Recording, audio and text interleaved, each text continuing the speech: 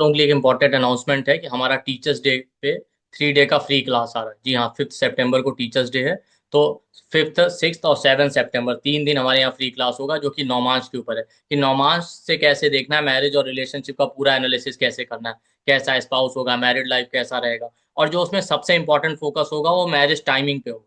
तो हम नौमान से स्टडी करेंगे मैरिज और रिलेशनशिप के बारे में, और मैरिज को टाइम कैसे करना है, मैरिज और रिलेशनशिप को। तो 3 डे का फ्री क्लास है टीचर्स डे पे।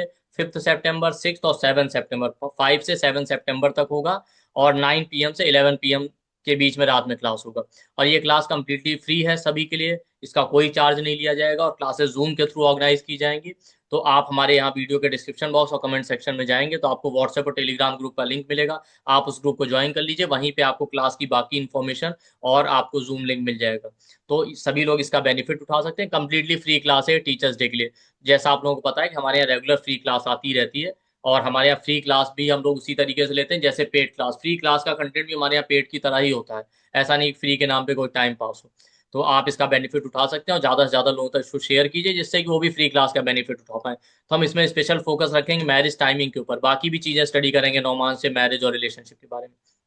आज का इम्पोर्टेंट टॉपिक है, हम थोड़ा बहुत साइन के बारे में डिस्कस करेंगे, साइन के सिग्निफिकेशन। और एक इम्पॉर्टेंट टॉपिक जैसा हम लोगों ने लिखा है कि साढ़े साथी के बारे में, क्योंकि साढ़े साथी का बहुत खौफ है लोगों को। लेकिन आपको पता चलेगा कब साढ़े साथी खराब और कब अच्छे रिजल्ट देती है, दोनों चीज। और उसके रेमेडी के बारे में डिस्कस करेंगे, क्योंकि साढ़े साथी हमेशा खराब नहीं होता है। आपने बहुतों को सुना होगा, अरे साढ़े साथी में तो हम बड़ा राइज कर गए। लेकिन आपको कैसे पता चलेगा कि कब आप राइज करेंगे, कब डाउनफॉल होगा। तो तीन दोनों चीजें हम समझेंगे। स्टार्ट करते हैं। पीडीएफ आपको ग्रुप में शेयर भी कर दिया गया है। जो जिस हाउस के सिग्निफिकेशन है वही उसके करस्पॉन्डिंग साइन के भी होंगे। जो फर्स्ट हाउस का है वही एरीज का है, जो सेकंड हाउस का है वही टॉरस का है, जो थर्ड हाउस का है वही 3 नंबर साइन जेमिनाई का है, जो फोर्थ हाउस का है वही 4 नंबर कैंसर का है। ओके। तो ये सबसे इजी वे है याद करने का। लेकिन फिर भी मैंने अलग से भी आपको दे दिया है पीडीएफ में। ये देखिए, उसमें कुछ ऐड ऑन किए हैं, ऐसी बात नहीं है, लेकिन मोर और लेस सेम। ओके। तो ये जो सिग्निफिकेशन आपने ऊपर है वो तो याद किया, उसके अलावा जो और साइन के अलग एक्स्ट्रा सिग्निफिकेशन वो मैंने अलग से लिख दिए ये नीचे। ठीक है। तो आपको सबसे पहले तो ये पता होना चाहिए जो मैंने कल कहा था, कि जो जिस हाउस का सिग्निफिकेशन वही उसके करस्पॉन्डिंग साइन का है। जैसे फर्स्ट हाउस के जो सिग्निफिकेशन होंगे। अच्छा, इसके पहले मैं एक बात बता दूं आपको कि प्लेनेट मैंने कवर कर दिया है आपको। बेसिकली पूरा डिटेल मैंने प्लेनेट का कवर कर दिया है। और जितनी चीजें मैंने बनाई उसके हर एक छोटे छोटे पॉइंट से भी प्रिडिक्शन होगी आपकी। और दूसरी बात है, इस साइन मैं कवर कर दूंगा। और इसके अलावा भी अभी 2 दिन बचे हैं, तो और भी जो बेसिक के पार्ट होंगे वो भी कवर कर देंगे। और कल एक इंपॉर्टेंट चीज मैंने आपको बताई कि मून से 9th हाउस, पता नहीं कितने लोगों ने उसे टेस्ट किया, ट्राई किया कि नहीं किया। बट उसको आप कंटिन्यू ट्राई कीजिए, क्योंकि वो आप देखेंगे बहुत इफेक्टिव है। मतलब अगर आपको कुछ भी नहीं आता और आपको वही एक टेक्निक याद हो जाए अच्छे से ना, और यूज टू हो जाए आप उसके, तो आप एक झटके में क्लाइंट को बता देंगे तो भी क्लाइंट आपसे इंप्रेस हो जाएगा।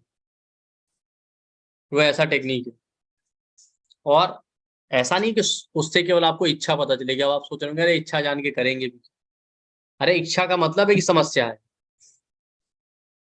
अगर आपने क्लाइंट से पूछा आपकी इच्छा है, पूरी हो गई तो ठीक है, अगर नहीं पूरी हो तो समझ जाइए वो समस्या है। जैसे मान लेते हैं वीनस आ गया मून से 9th हाउस में, तो आप कहेंगे आपकी डिजायर है कि या तो रिलेशनशिप या मैरिज हो जाए, और हो गया है तो अच्छा चले। तो दोनों ही केस है। नहीं हुआ तो भी एक समस्या है, इसका मतलब हो नहीं रही। दूसरा साइड देखें, या हो गया है तो इसका मतलब उसमें कुछ ना कुछ प्रॉब्लम है। तो दोनों उसकी प्रॉब्लम ही है एक तरह से। इच्छा उसी चीज की ज्यादा स्ट्रांग होती है जो हमको मिल नहीं रही होती, तभी तो डिजायर स्ट्रांग होता है। तो आप उसको इस तरह से यूज करेंगे, ना कि इस तरह से आप सोच रहे होंगे अरे किसी की इच्छा बता के भी क्या, उससे क्या मतलब, कोई इच्छा जानने थोड़ी आता है। अरे कोई इच्छा जानने नहीं आता, पर कुछ ना कुछ इच्छा होगी तभी आया है। मान लेते हैं मून से 9th हाउस में सैटर्न आ गया, सैटर्न कैरियर का कारक। तो इस इंसान की डिजायर होगी या तो नौकरी या बिजनेस कैरियर शुरू नहीं हो पा रहा है, या तो ये डिजायर है कि शुरू हो जाए। हो गया है तो अच्छे से नहीं चल रहा है, तो कोई ना कोई तो डिजायर होगी। तो आप उसको इस तरीके से यूज कीजिएगा, या आपकी ये डिजायर है या प्रॉब्लम है। कि सारी की सारी प्रॉब्लम डिजायर से, इच्छाओं से ही शुरू होती है। तो उस टेक्निक को जानने का मतलब ये था, वरना इच्छा जान के कोई फायदा नहीं। मैं आपके मन की इच्छा जान लूं तो उससे क्या मतलब। तो उसको इस तरीके से आपको यूज करना है। प्रैक्टिकली चीजों को कैसे यूज करना है ये आपको पता होना चाहिए। तो जब भी आप यूज करें उसको इसी तरीके से यूज करें, जैसे मैं आपको बताता हूँ इसी चार्ट को। इस चार्ट में आप देखिए,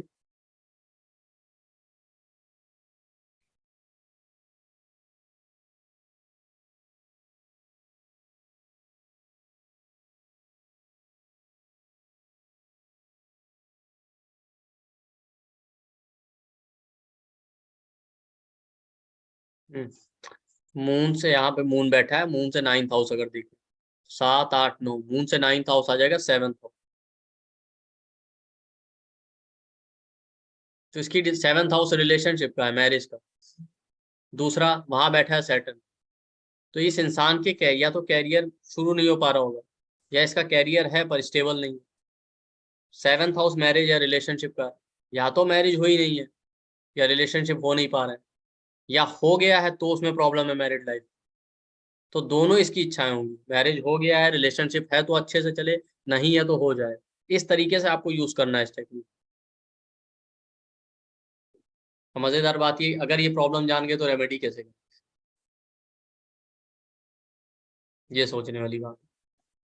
चलिए वो भी मैं बता देता हूँ, वो मैंने कल नहीं बताया। उसका रेमेडी करने के लिए मून से 9th हाउस में जो साइन बैठा है ना, प्लेनेट नहीं देखना, वहां बैठी राशि को। तो जो राशि का लॉर्ड है उससे रिलेटेड जो भगवान है उनकी पूजा करनी। जैसे यहाँ पे मून से 9th हाउस में आ गया 2 नंबर टॉरस। ठीक, टॉरस के जो लॉर्ड है वो है वीनस। वीनस का डीटी कौन है, अब देखिए वो मैंने टेबल आपको दिया हुआ है। लक्ष्मी जी की पूजा करनी। उस दिन, उसके दिन के दिन फास्टिंग भी कर सकते हैं, फास्टिंग पूजा दोनों, जैसे दूसरे चार्ट में देख लेते हैं। कैसे, तो मतलब भाई आपके पास वो इंसान आया है, उसकी इच्छा नहीं पूरी हो रही तो आप रेमेडी भी तो बताएंगे। ऐसा तो नहीं इच्छा बता के छोड़ दिया, सॉल्यूशन भी तो आप ही से चाहेगा। जैसे यहाँ पे देखिए मून बैठा है 9th हाउस में, यहाँ से 9th कौन आया मून से, 7 8 9 आ गया 5th हाउस। तो उसकी जो इच्छा होगी उसका उपाय कैसे है, यहाँ पे वहां पे जो प्लेनेट है उसको नहीं लेना। रेमेडी के लिए हमेशा ध्यान रखिएगा, मून से 9th हाउस की जो डिजायर है, जब उसका उपाय बताना हो तो उपाय हमेशा लॉर्ड का करना, जो वहां पे साइन या राशि है उसका जो लॉर्ड है। जैसे यहाँ पे मून से 9th हाउस में एक्वेरियस आ गया, एक्वेरियस के लॉर्ड कौन है, सैटर्न और राहु। सैटर्न मेन लॉर्ड है, तो सैटर्न की पूजा करनी है, उस दिन पे फास्टिंग करना है। सैटर्न के लिए सैटरडे है तो सैटरडे का फास्टिंग करना है। और सैटर्न के लिए पूजा किसकी करनी है, विष्णु कूर्म अवतार, कूर्म अवतार भगवान विष्णु का है, तो आप नारायण की पूजा कर सकते हैं। इस तरीके से, तो जब आप उसकी डिजायर जान लेंगे तो उसकी जो प्रॉब्लम है उसका जो रेमेडी होगा वो मून से 9th हाउस में जो साइन बैठा है या राशि बैठी है, उसका जो लॉर्ड है उससे रिलेटेड ईश्वर की पूजा करना। ध्यान से सुनिएगा, फिर आप कंफ्यूजन मत होइएगा कि बार बार मुझसे सवाल पूछे। पूछना एक अलग बात है, लेकिन कुछ चीजों का सेंस भी होना चाहिए पूछने का। कुछ चीजें बहुत सिंपल होती हैं। जैसे मून से 9th हाउस में डिजायर तो आपने देख ली, बट उसका जब सॉल्यूशन करना है, तो फिर से मैं क्लियरली बता रहा हूँ कि वहां बैठे प्लेनेट को फिर नहीं देखना, सॉल्यूशन के टाइम पे, प्रिडिक्शन के टाइम पे नहीं। रेमेडी करने के लिए वहां बैठे प्लेनेट या हाउस से मतलब नहीं है, वहां जो साइन या राशि है उससे मतलब है। तो जो साइन या राशि है उसका जो लॉर्ड है उसकी पूजा करनी। लॉर्ड, आप लॉर्डशिप मैंने आपसे कहा था आपको याद हो जानी चाहिए, ये देखिए। तो जिस जो नंबर लिखा है उसके साइन के लॉर्ड की, ये लॉर्ड है। तो जैसे नीचे चार्ट में 2 नंबर टॉरस लिखा, उसका लॉर्ड वीनस। मून से 9th हाउस में टॉरस है, टॉरस का लॉर्ड वीनस है। तो वीनस का जो मैंने टेबल दिया डीटी का, ईश्वर का, उसके हैं लक्ष्मी जी, तो लक्ष्मी जी की पूजा करनी, उनके मंत्र करने। ये समझिए, क्योंकि अभी भी इसके बाद भी लोग क्वेश्चन करेंगे, अरे सर वहां प्लेनेट बैठा है तो। वो कोई कंफ्यूजन नहीं, प्लेनेट बैठा है वो प्रिडिक्शन के लिए यूज होगा। रेमेडी हमेशा लॉर्ड की होती है। भाई जो घर का मालिक होता है ना उसके ऊपर जिम्मेदारी हो सुधारने की, किराएदार की नहीं होती। इसलिए बिल्कुल क्लियर कर लें।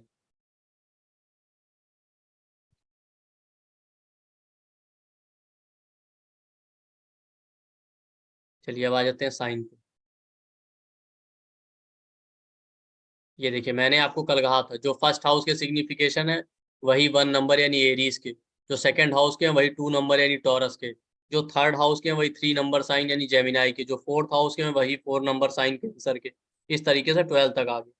ये ऊपर वाले सिग्निफिकेशन तो हैं, उसके अलावा जो और एडिशनल सिग्निफिकेशन होते हैं वो मैंने और मेंशन कर दिए हैं पीपीटी में। उसके अलावा ध्यान रखिएगा, वो तो याद होना ही चाहिए।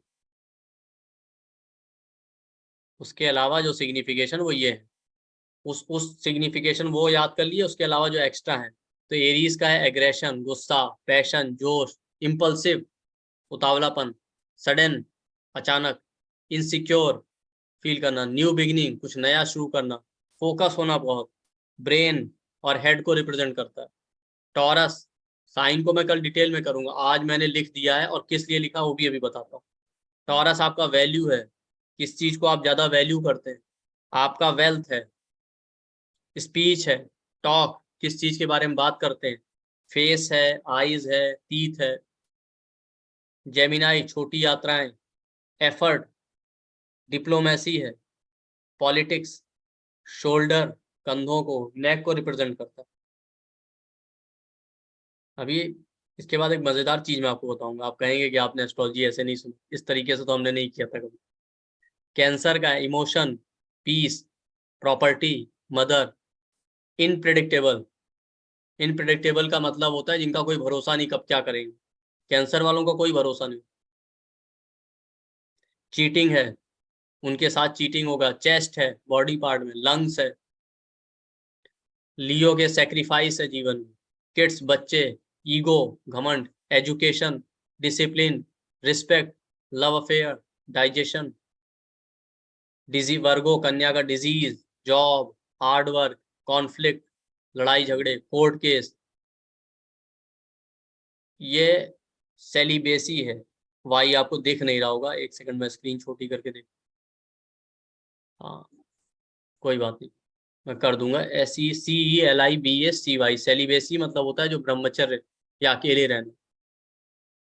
और एग्रीकल्चरल लैंड। लिब्रा आपका बैलेंस को रिप्रेजेंट करता है, संतुलन, जस्टिस, रिलेशनशिप।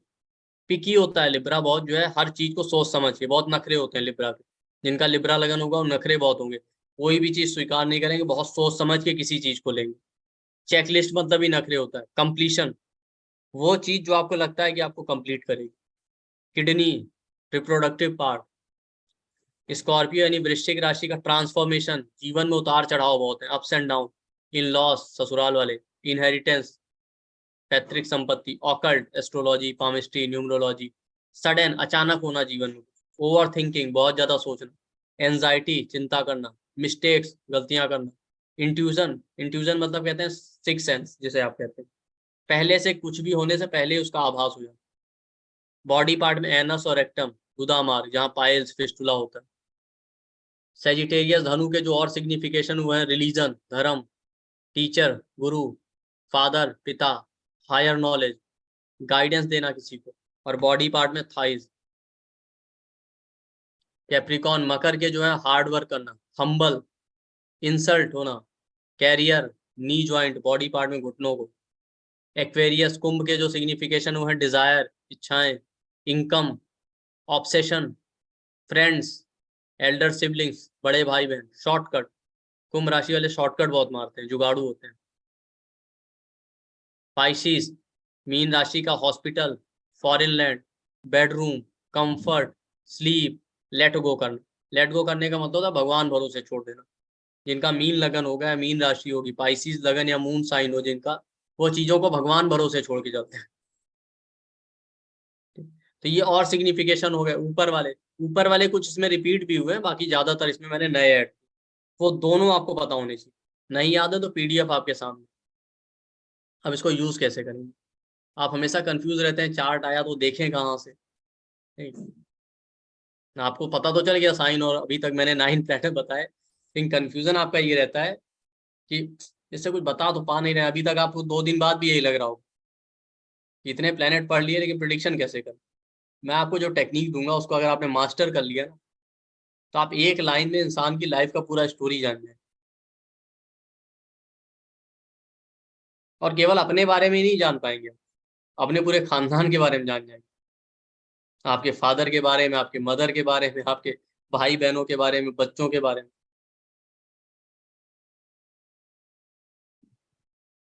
ठीक, तो इसको आप ध्यान से सुनिएगा। भले काफी टाइम लग जाएगा, पूरा 1 घंटा लग जाए, लेकिन इसी टेक्निक पे बस आज बात करेंगे और चार्ट के ऊपर। तो ये सिग्निफिकेशन हो गया साइन के जो मैंने ऐड किए, और ऊपर जो थे 2 चीज। और ये प्लेनेट के हो गए सिग्निफिकेशन, ये और यहाँ भी प्लेनेट के, और नीचे भी मैंने दिए थे आपको, देखिए ये वाले, ये प्लेनेट की कैरेक्टरिस्टिक हो गया दोनों। नहीं है तो आप स्क्रीनशॉट निकाल लेके अपने सामने खोल के रख लीजिए, तभी समझ में आएगा। याद तो आपने किया नहीं होगा, ठीक, तब आपको समझ में आएगा। तो प्लेनेट के जो ऊपर नीचे दोनों सिग्निफिकेशन दिए हैं, और साइन के भी ऊपर नीचे जो दोनों दिए हैं, बस अब करना क्या है। मान लेते हैं आपके पास कोई चार्ट आता है, जैसे यहाँ पे 2 चार्ट है, ठीक। आपको कुछ नहीं करना है, आपके पास कोई चार्ट आया और आपको एक लाइन में जानना है कि इस इंसान की लाइफ का थीम क्या हो, किन चीजों के अराउंड इसकी लाइफ रिवॉल्व कर रही होगी। तो उसके लिए सिंपल सा एक तरीका है किसी भी चार्ट को देखने का, वो ये है कि आप फर्स्ट हाउस लगन में बैठे साइन को देख लीजिए, ठीक, और वहां प्लेनेट कौन सा बैठा उसको देख लीजिए। अच्छा होगा बुरा होगा हम इस पे डिस्कस नहीं कर रहे हैं, अच्छा भी हो सकता है बुरा भी हो सकता है, बट उसकी लाइफ का वो मेन थीम होगा, उसकी पूरी लाइफ उसके अराउंड ही रिवॉल्व करेगी। तो फर्स्ट हाउस में आपने बैठे साइन और प्लेनेट दोनों को देख लिया। तो फर्स्ट हाउस आपके बारे में बताता है, वैसे तो 12 के 12 भाव आपके बारे में बता रहे हैं, और फर्स्ट हाउस आपका दिमाग है, आपकी लाइफ देखते हैं, ठीक। जैसे इस चार्ट में 7 नंबर लिखा है, लिब्रा, तुला, और प्लेनेट सिर्फ एक है, केतु। तो हमने क्या करना है, जो मैंने टेबल दिया है ना, उसमें से आप लिब्रा के सारे सिग्निफिकेशन नोट कर लीजिए, और केतु।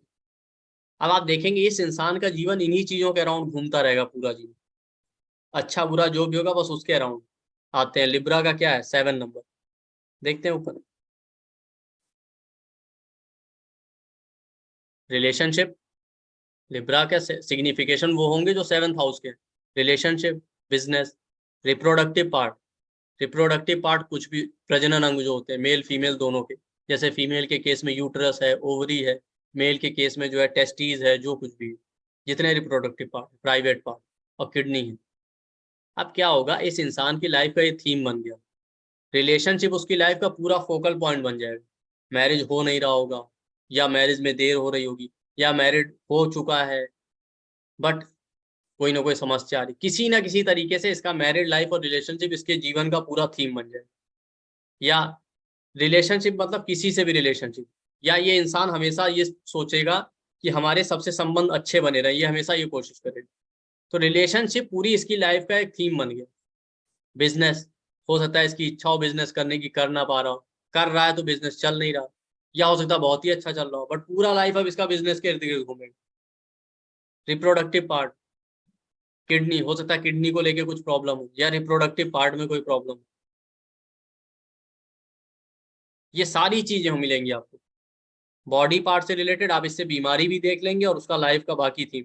और लिब्रा के क्या सिग्निफिकेशन है वो भी देख लेते हैं। नीचे लिब्रा का क्या है, बैलेंस, ये इंसान बैलेंस बना के चलने का वाला होगा।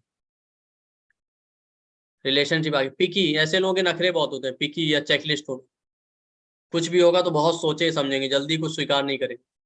किडनी और रिप्रोडक्टिव पार्ट हम ऊपर भी देख चुके हैं। लिब्रा का एक सिग्निफिकेशन में ऐड करना भूल गया था, वो ये है कि इनडिसाइसिव होना। लिब्रा का एक क्वालिटी होता है जल्दी ये डिसीजन नहीं ले पाता, कॉन्फिडेंस का बड़ा कमी है, इनडिसाइसिव। तो वो भी इनकी लाइफ का थीम हो जाएगा कि सोचते बहुत है, बहुत ज्यादा प्रोज एंड कॉन्स पे सोचते हैं, जल्दी निर्णय ले ही नहीं पाते। तो अब आपने सिर्फ एक साइन देखा और पता चल गया पूरी लाइफ अब इसकी इसके अराउंड इवॉल्व कर रही है। देर सवेर ये चीजें उसकी लाइफ में जरूर फोकस में आएंगी।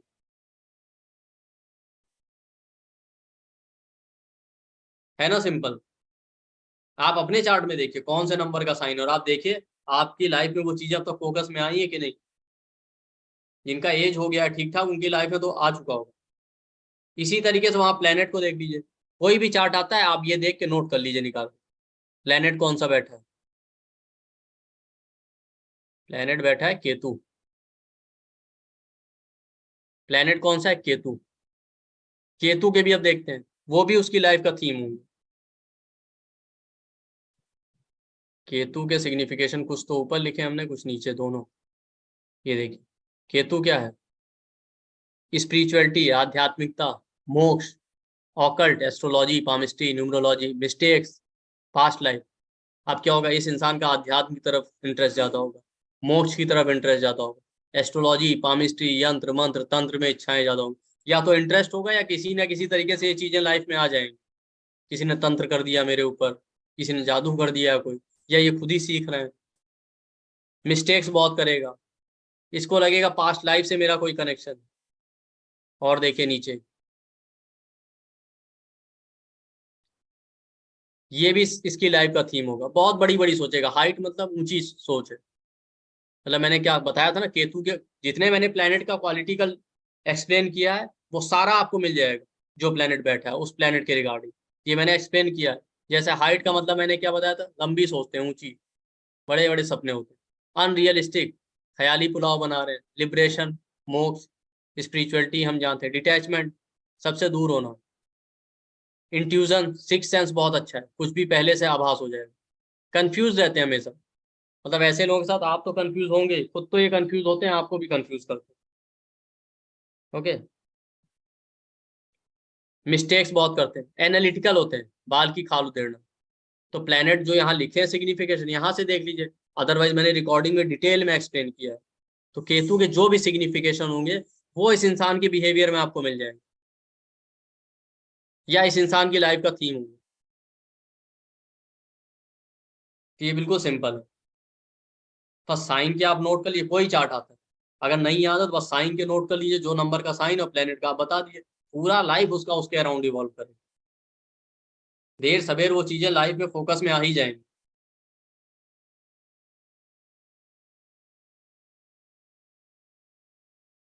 आप अपने चार्ट पे टेस्ट कर सकते हैं, पीडीएफ आपके सामने है, आप करिए टेस्ट।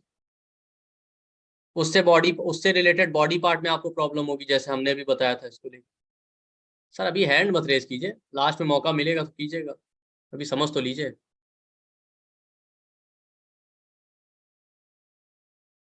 दूसरे चार्ट में देख लें। और खेल इतना ही नहीं है, अभी तो ये शुरुआत है, अभी इसको और यूज कर सकते हैं इस टेक्निक।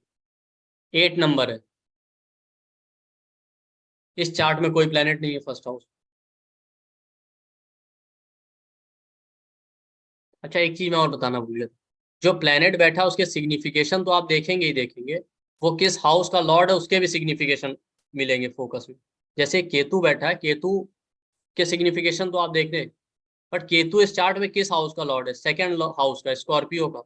तो सेकंड हाउस के भी थीम आपको नोट करने पड़ेंगे, वो भी इसकी लाइफ में प्रोमिनेंट हो। भाई जीवन बहुत बड़ा होता है ना।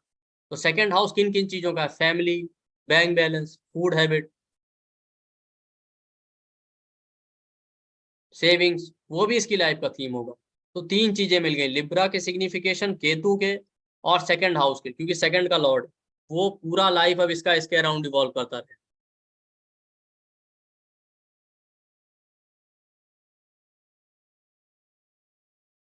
दूसरे चार्ट में,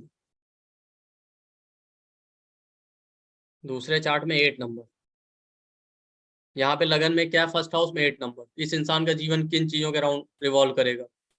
प्लेनेट है? नहीं है। तो इसमें सिंपल है, साइन देखते हैं। 8 नंबर के क्या सिग्निफिकेशन? तो 8 नंबर से स्कॉर्पियो के वही सिग्निफिकेशन होंगे जो 8th हाउस के। क्या है? इन लॉज है। ससुराल वाले एक इंपॉर्टेंट फोकस हो जाएंगे, या तो ससुराल वालों से बहुत ही बन रही होगी या बिल्कुल नहीं बनेगी। मतलब पॉजिटिव नेगेटिव कुछ भी होगा, बट वो थीम प्रोमिनेंट हो जाएगा। और ज्यादातर जो थीम होता है ना, वो प्रॉब्लमेटिक ही होता है, नेगेटिव होता है, पॉजिटिव नहीं होता। उसका रीजन ये है प्रैक्टिकली कि आपके पास इंसान प्रॉब्लम में ही है। इन लॉस का रोल बहुत प्रोमिनेंट होगा। ऑकल्ट, एस्ट्रोलॉजी, पामिस्ट्री, न्यूमरोलॉजी, इन चीजों में बहुत इंटरेस्ट होगा। या तो इंटरेस्ट होगा, सीख रहे हैं, या कुछ ना कुछ ऐसा जीवन में हो जाएगा कि वो चीजें प्लस पॉइंट में आ जाएंगी। जैसे इनको लगेगा किसी ने हमारे ऊपर ब्लैक मैजिक तो नहीं कर दिया, तंत्र तो नहीं कर दिया, कुछ ना कुछ होगा उससे रिलेटेड। एनोस और रेक्टम, जो एनोस और रेक्टम पार्ट है, गुदा मार्ग, वहां पे कुछ ना कुछ इश्यू होगा, जैसे पाइल्स हो जाता है, फिस्टुला हो जाता है। और क्या थीम है स्कॉर्पियो के नीचे?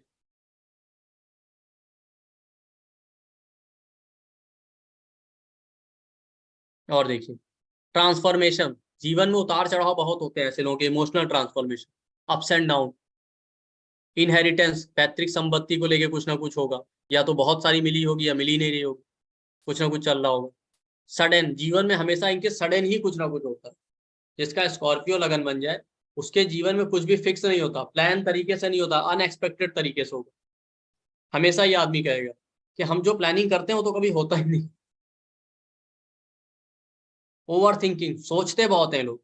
एंजाइटी, चिंता बहुत करते हैं। मिस्टेक्स, गलतियां बहुत करेंगे।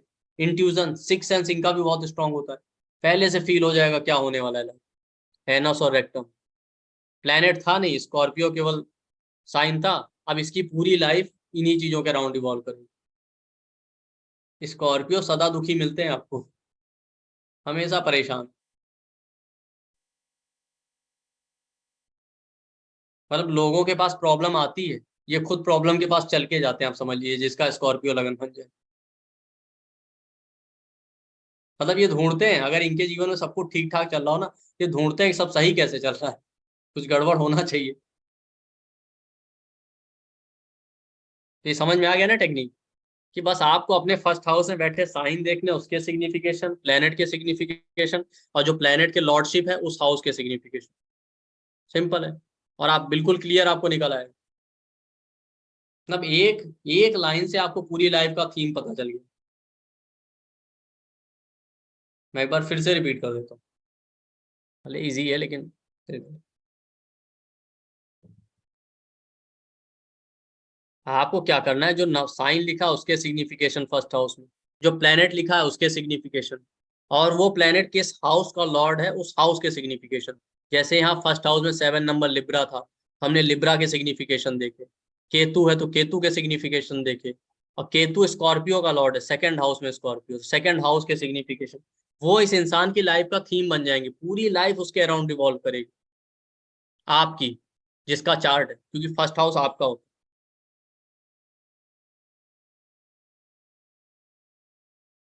तब कोई भी चार्ट आएगा एक लाइन में आप समझ सकते हैं इसका जीवन चलने किधर वाला है।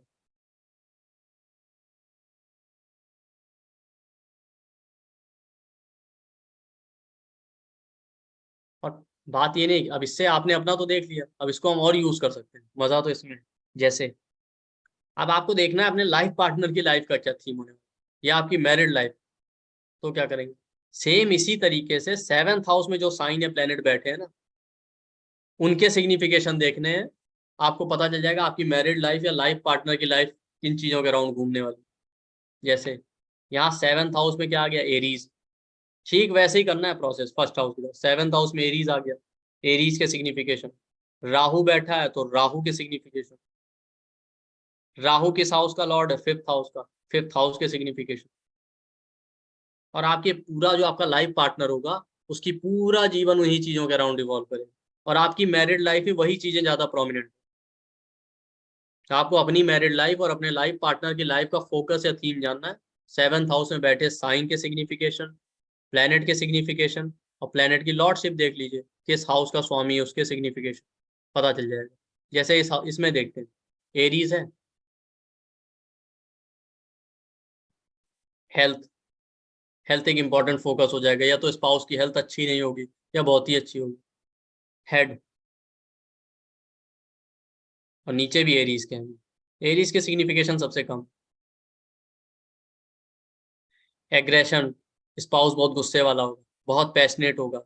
इम्पल्सिव, बहुत जल्दीबाजी करने वाला, सडन अचानक डिसीजन लेने वाला। इनसिक्योर फील करने वाला, कुछ ना कुछ नया करेगा जीवन में। बहुत फोकस्ड होगा, ब्रेन या हेड को लेके कुछ प्रॉब्लम हो सकता है इनके स्पाउस को। तो ये पूरा स्पाउस का बिहेवियर, स्पाउस का थीम हो गया। ये आपकी मैरिड लाइफ में ये चीजें मिलेंगी, बहुत ज्यादा एग्रेशन, गुस्सा होगा दोनों के बीच में, बहुत ज्यादा इनसिक्योरिटी होगी दोनों के बीच में, दोनों तरीके से। राहु बैठा है, राहु के सिग्निफिकेशन देख।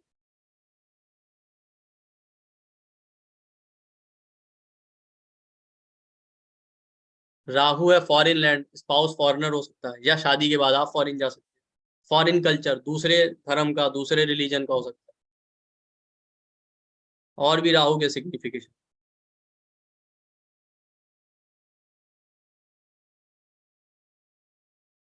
इल्यूजन, बहुत ज्यादा वहम या ऑब्सेशन होना, ख्याली पुलाव, रिसर्च माइंडेड हो सकता है स्पाउस। पता चल गया आपको सिग्निफिकेशन। अच्छा, राहु किस हाउस का लॉर्ड है? राहु वहां पे 5th हाउस का लॉर्ड है। 5th हाउस के सिग्निफिकेशन देख लेते हैं।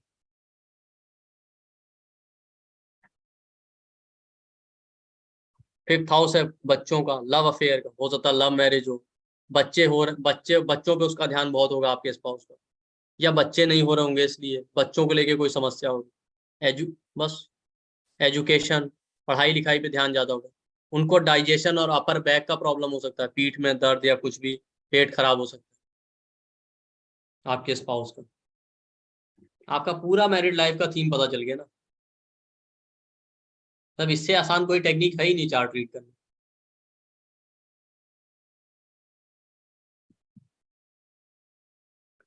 अच्छा, स्पाउस का हो गया इसी तरीके से।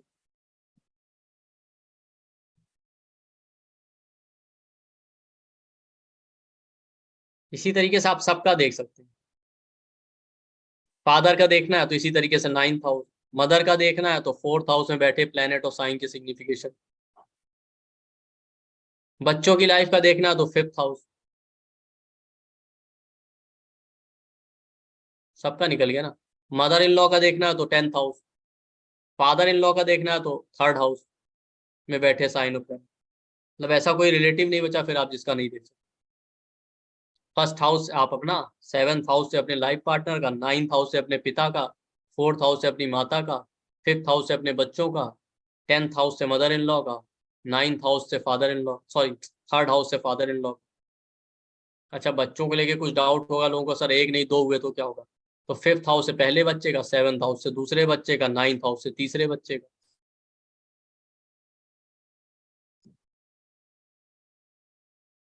हैंड रेस बेकार में कर रहे हैं, लास्ट में कीजिएगा, अभी बहुत टाइम। ठीक। अच्छा, कंप्यूटर में हैंड रेस करना होता तो हाथ दर्द नहीं होता, अभी रियल टीम करना होता तो कोई नहीं करता। 1 घंटे तक हाथ खड़ा रखना पड़ता। अभी क्लास चलेगी 1 घंटे तक तो खुद ही लोग डाउन कर लेते। तो क्लियर हुआ आपको कि कितने सिंपल वे में आप चार्ट का पूरा थीम जान सकते।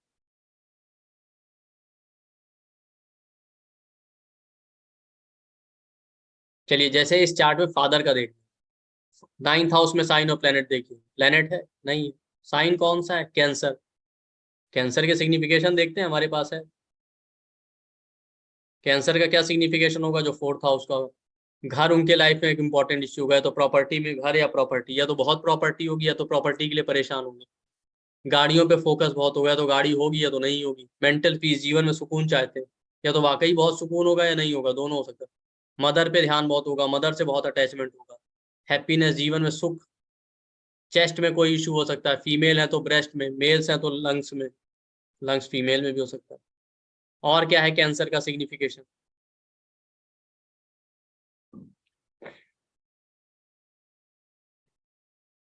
इमोशन, फादर बहुत इमोशनल होंगे। अनप्रेडिक्टेबल, फादर का नेचर अनप्रिडिक्टेबल होगा, पता ही नहीं कब क्या डिसीजन लेंगे, कहते कुछ है करते कुछ है। बहुत चीटिंग हुआ होगा इनके साथ। इस तरीके से पता चल गया आपको पूरी फादर की लाइफ का। क्या कैंसर साइन घर का भी हमने देखा, घर से बहुत लगा होगा, या तो बहुत ही लगा होगा या बिल्कुल ही नहीं होगा।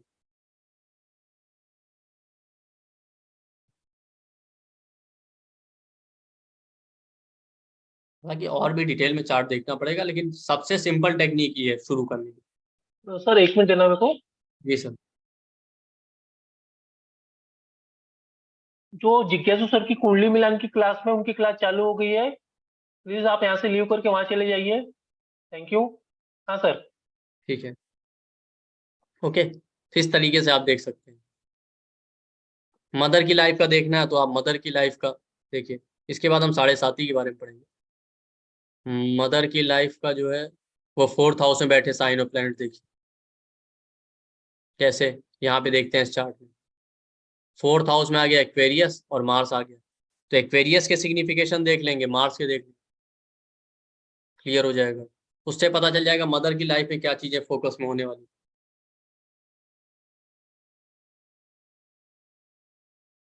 मार्स के सिग्निफिकेशन आपको पता है, ऊपर भी नीचे दोनों जगह पीपीटी में, पीडीएफ में दिए हुए हैं। एक्वेरियस के दिए हुए हैं, जो 11th हाउस के होंगे वही एक्वेरियस के होंगे, और एक्वेरियस के बाकी भी सिग्निफिकेशन बहुत दिए मैंने, बस उसको देख के आप बता सकते हैं मदर की लाइफ का ये थीम हो। ओके, तो ये हो गया, मतलब आप अपने चार्ट से पूरा देख सकते हैं। फर्स्ट हाउस से अपने को, सेवंथ हाउस से लाइफ पार्टनर को, नाइन्थ हाउस से फादर को, fifth house sorry fourth house से मदर को, 10th हाउस से मदर इन लॉ, और थर्ड हाउस से फादर इन लॉ।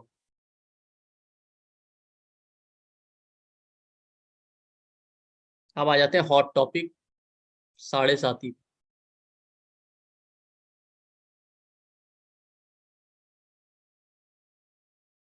पहली बात तो साढ़े साथी का मतलब क्या होता है? साढ़े साथी का मतलब होता है 7.5 years का पीरियड, 7.5 साल।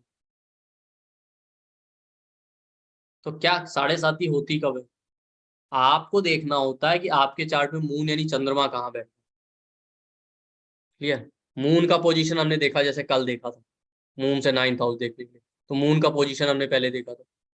तो जब शनिदेव गोचर में ट्रांजिट, यानी गोचर ध्यान से सुनिएगा, ट्रांजिट में उस राशि में आ जाए जो आपके मून से 12th में है, और जिस राशि में मून बैठा है, और मून से अगले हाउस, सेकंड हाउस, मतलब चंद्रमा जहां बैठा है आपके चार्ट में, उससे पीछे जो राशि है उसमें जब गोचर कर रहे हो शनिदेव, या जहां चंद्रमा बैठा है उस राशि में, और चंद्रमा से अगले भाव में जो राशि बैठी उसमें, तो आपकी साढ़े साती मानी जाती है। ये 7.5 साल का पीरियड होता है। चंद्रमा से पहली वाली राशि में आएंगे 2.5 साल तब रहेंगे, जिस राशि में चंद्रमा बैठा उसमें 2.5 साल रहेंगे, और जो चंद्रमा जिस राशि में उसके अगले राशि में जाएंगे जब शनिदेव, तो वहां 2.5 साल रहेंगे। तो ढाई ढाई 5 साल, और दो 7.5 साल हो गए, 7.5। कैसे हम समझते हैं? जैसे इस चार्ट में मून बैठा है, चंद्रमा जेमिनाई यानी मिथुन राशि में 9th हाउस में, मैं बड़ा करता हूँ, ठीक। यहाँ पे मून बैठा है जेमिनाई यानी मिथुन राशि। तो ट्रांजिट चार्ट आपको देखना होता है, गोचर, जैसे आप न्यूज में सुनते होंगे शनिदेव कुंभ राशि में गोचर कर रहे हैं, जैसे इस समय मकर में गोचर कर रहे हैं। क्या नहीं है? तो आप गूगल पे जाके सर्च करेंगे डायरेक्ट सैटर्न किस राशि में इस साल में, आपको पता चल जाएगा। तो जब गोचर में चंद्रमा ट्रांजिट में इन वृषभ राशि में आ जाएगा यहाँ पे, ठीक, तो इनका पहला फेज शुरू होगा साढ़े साथी का, 2.5 साल तक यहाँ रहेगा। फिर 2.5 साल के बाद वो मिथुन में आएगा मून के ऊपर, तो दूसरा फेज। फिर 2.5 साल के बाद वो कैंसर में चला जाएगा, तीसरा फेज। ये 7.5 साल साढ़े साथी को। जैसे अभी क्या है, जैसे आप देखिए इस समय जो चल रहा है, इस समय शनिदेव कुंभ राशि, ठीक, कुंभ राशि में।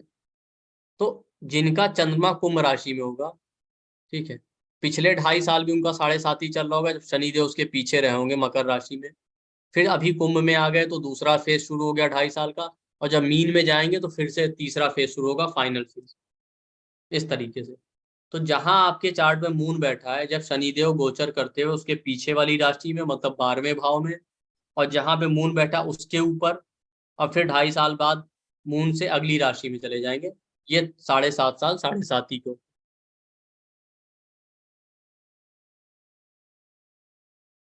तो ये हो गया साढ़े साथी। अब इसका इफेक्ट क्या होता है जो हम बहुत ज्यादा घबराते हैं?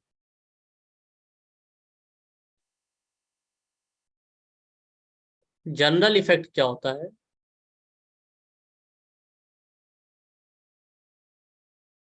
कि इस फेज में इंसान को अननेसेसरी ट्रेवल बहुत करना पड़ता है, भाग दौड़ बढ़ जाती है, स्ट्रेस बहुत ज्यादा बढ़ जाता है, एंजाइटी चिंताएं बढ़ जाती, प्रेशर बहुत ज्यादा बढ़ जाता है, मीनिंगलेस टास्क, ऐसे बहुत सारे काम करने पड़ेगा उस इंसान को जो उसको लगेगा ये यूजफुल नहीं, बेकार है, ये तो किसी मतलब का ही नहीं। ह्यूमिलिएशन बहुत होता है, इंसल्ट बहुत होती है कई बार।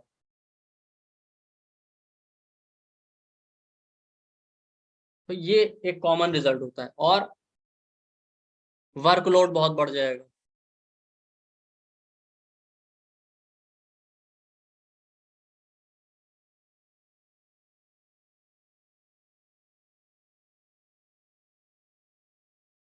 तो जनरल इफेक्ट ये होता है जब साढ़े सात ही चल रहा होता है, चाहे फर्स्ट फेज हो, चाहे सेकंड फेज हो, चाहे थर्ड फेज हो, उसमें अननेसेसरी भाग दौड़ बहुत रहेगी। स्ट्रेस बहुत रहेगा, चिंताएं बहुत रहेंगी, प्रेशर बहुत रहेगा दिमाग पे, बहुत सारे ऐसे काम करने पड़ेंगे जिनका कोई मतलब नहीं है, ह्यूमिलिएशन, इंसल्ट बहुत होगा और अननेसेसरी भाग दौड़ रहती है।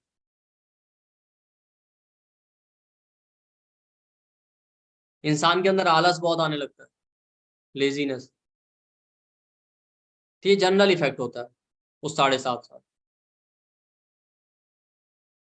ये चीजें तो रहेंगी, बट उसके अलावा जो स्पेसिफिक इफेक्ट होता है वो ये होता है कि जब मून जो है 12th में होता है, मतलब चंद्रमा से पीछे वाली राशि, तो प्रॉब्लम आपको रिलेशनशिप में ज्यादा देगा। ये सारे इफेक्ट तो मिलेंगे ही, बट स्पेसिफिक प्रॉब्लम रिलेशनशिप या मैरिड लाइफ में ज्यादा होगी जब मून से पीछे, यानी 12th भाव वाली राशि।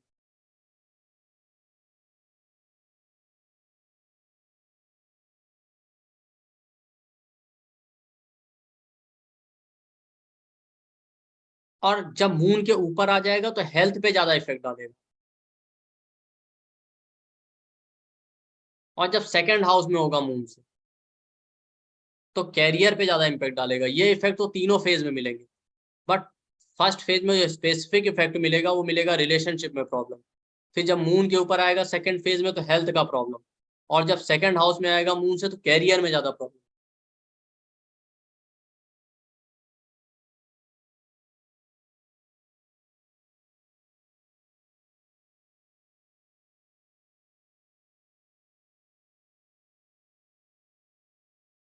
तो ये हो गया स्पेसिफिक इफेक्ट।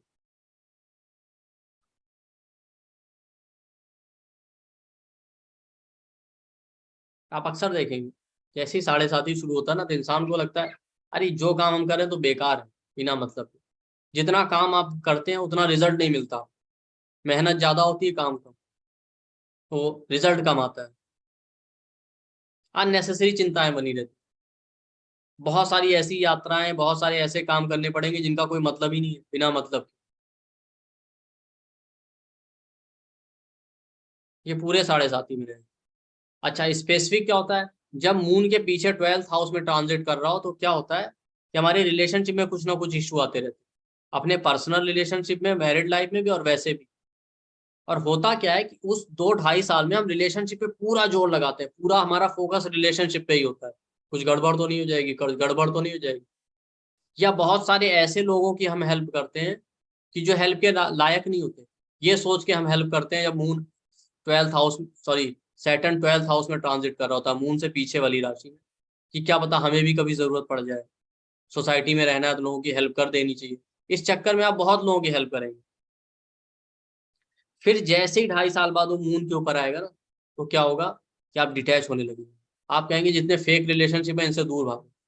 फिर आपको लगेगा इतने लोगों की हमने हेल्प की, रिलेशनशिप को इतना सीरियस लिया, बट हमने इनकी हेल्प की, हमको तो कभी आज तक इनसे जरूरत ही नहीं पड़ी, इन्हीं को रोज जरूरत पड़ जाती। और हम सोचते थे कभी हमारी पड़ेगी तो भी है, तो ये भी हमारी हेल्प करेंगे। तो आप जितने फेक रिलेशनशिप होंगे फिर उनसे दूर होने लगे। आप चाहेंगे हम शांत रहें, बस अपने काम से काम, मतलब से मतलब, और शांति से। स्पिरिचुअलिटी और आध्यात्म में आपका इंटरेस्ट ज्यादा है जब मून के ऊपर आ जाएगा।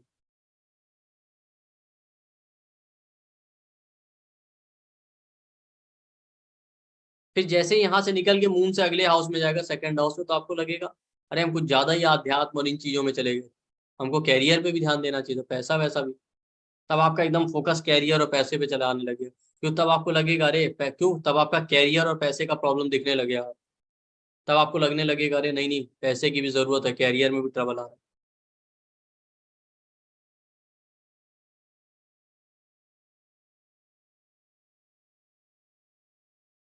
तो ये सारे प्रॉब्लम होते हैं 7.5 में। ऐसा कुछ नहीं होता कि इंसान बर्बाद हो जाएगा जैसा लोग कहते हैं, ऐसा कुछ। अच्छा, इसके साथ साथ मान लेते हैं स्ट्रेस एंजाइटी तो रहेगा, बट कुछ लोगों के साथ ऐसा होता है 7.5 में स्ट्रेस है, एंजाइटी है, चिंता है, वर्कलोड है, बट उसका बहुत ज्यादा पॉजिटिव रिजल्ट नहीं मिलता। कुछ लोगों के साथ ऐसा होता है कि स्ट्रेस, एंजाइटी सब कुछ रहता है, बट वो ग्रो भी करते हैं, अच्छा खासा ग्रोथ उनका इसी पीरियड में होता है। तो जब इंसान का ग्रोथ हो रहा होता है ना, तो कितना भी काम करना पड़े फिर उसे परेशानी नहीं होती। बट काम करना पड़ रहा है, कोई ज्यादा ग्रोथ देख नहीं रहा है, रिजल्ट अपने मन मुताबिक आ नहीं रहा, तो प्रॉब्लम होती। तो वो कौन से लोग होंगे जिनका ग्रोथ होगा?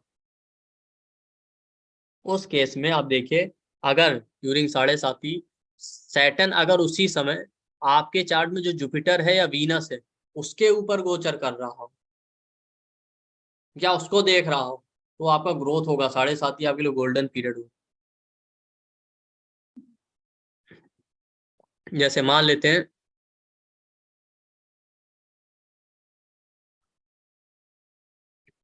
यहाँ पे 7.5 ही चल रहा है। मान लेते चले तो कब होगा? फर्स्ट फेज यहाँ पे होगा जब सैटर्न टॉरस में होगा, सेकंड यहाँ पे होगा।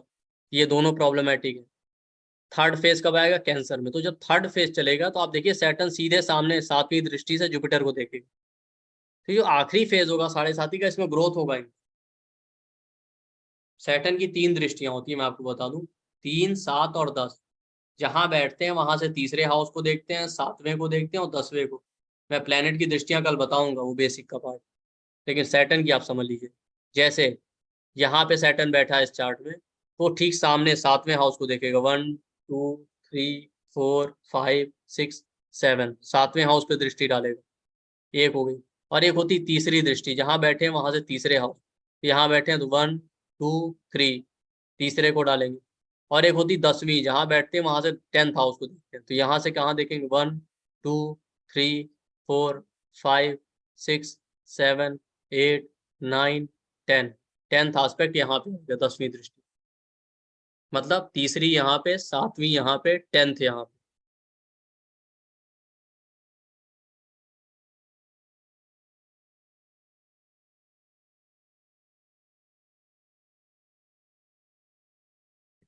तो अब जैसे इसी चार्ट में सैटर्न अगर ट्रांजिट का जुपिटर, या आपके चार्ट में जो जुपिटर और वीनस बैठा है, ट्रांजिट का सैटर्न 7.5 में उस पर दृष्टि डाल दे या उसके ऊपर गोचर कर जाए, तो 7.5 गोल्डन पीरियड होगा, जिनका आप कहते हैं ना 7.5 में इनका तो बड़ा ग्रुप।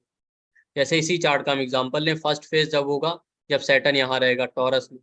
दूसरा फेज होगा जब जेमिनाई में रहेगा। लेकिन जब थर्ड फेज आएगा कैंसर में ना, तो उसकी ठीक 7वीं दृष्टि सामने जुपिटर पे पड़ रही है, जिनका ग्रोथ होगा।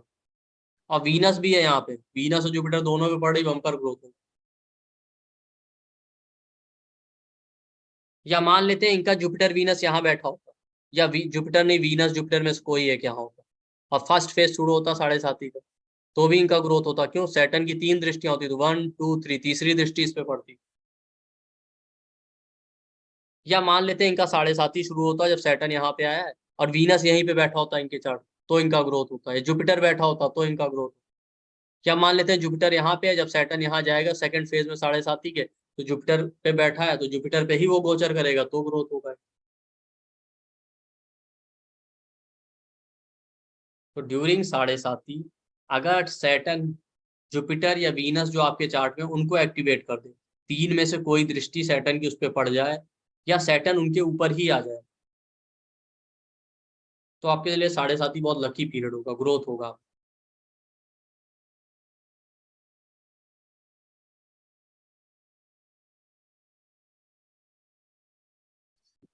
समझ रहे हैं आप? ये रूल आपको नहीं पता होगा। आप तो ये समझते हैं कि बहुत खराब ही होता है हमेशा, लेकिन जिनका अच्छा होता है इसी वजह से। तो जी आप लोग देखेंगे जब भी कभी आप लोगों का 7.5 पहले आया होगा और जिनका ग्रोथ हुआ है, वो देखेंगे कि उस समय ऐसा मिला होगा।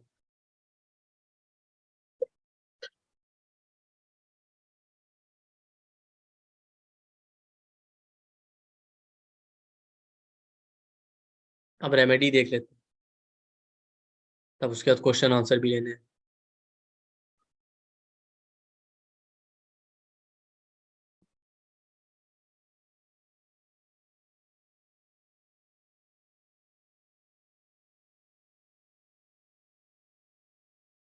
अब परेशान रहते हैं रेमेडी के लिए, पंडित जी बता रहे हैं ये करो वो करो। जो सबसे इफेक्टिव रेमेडी वो क्या है कि इस समय स्ट्रेस और चिंताएं ज्यादा हो, तो उसको कंट्रोल करने के लिए आपको ऑयल मसाज करना चाहिए, कोई भी तेल जो आप सिर में लगाते हैं। करना कहाँ है? पैर के तलवे में, आपके माथे पे, और बालों की जड़ में सोने से पहले अच्छे से। तो आपको नींद अच्छी आएगी, स्ट्रेस कम रहेगा। अब फीमेल्स का क्वेरी है कि बालों में रोज तो लगा नहीं सकते, तो फोर हेड पे, माथे पे और पैर के तलवे में डेली लगा सकते, मसाज कर सकते। सिर में डेली नहीं लगा सकते, बट जिस दिन लगाएं तो रात में सोते समय ही।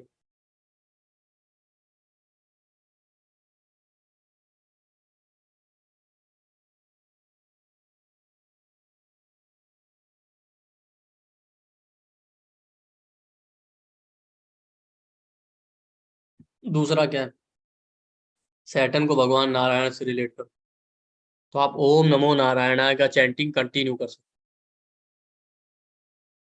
108 बार, 11 बार, 21 बार, जितनी बार आपको अच्छा लगे।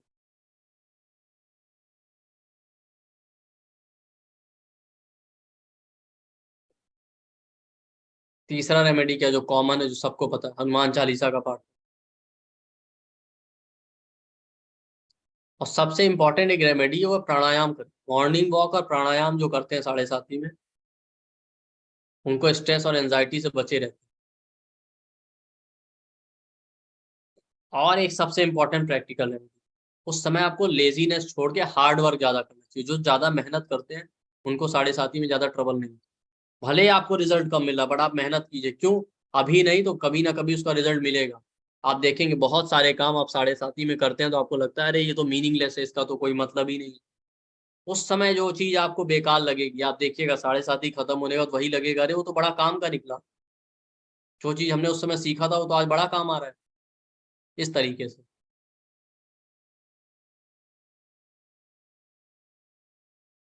ये प्रैक्टिकल रेमेडी है, बाकी ये 3 रेमेडी तो है ही।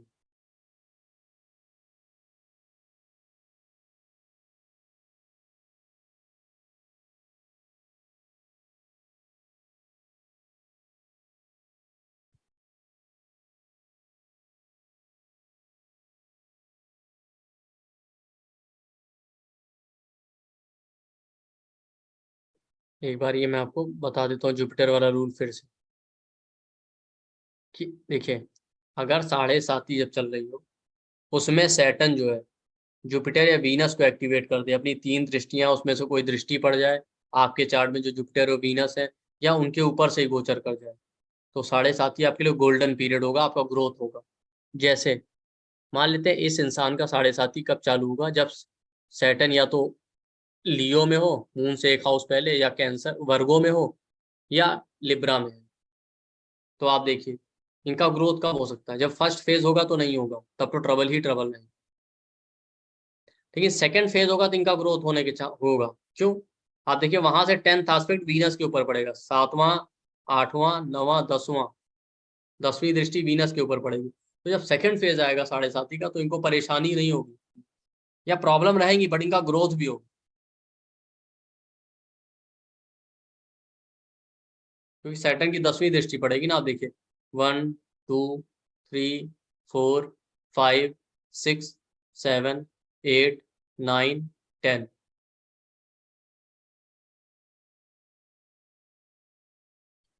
इस तरीके से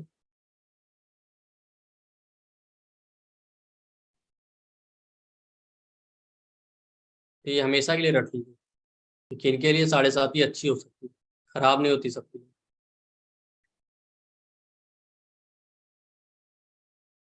तो हमने 2 इंपॉर्टेंट चीजें सीखी, एक चार्ट कैसे देखना है, और दूसरा 7:30 को लेकर, 7:30 कब अच्छी हो सकती है, कब खराब हो सकती है।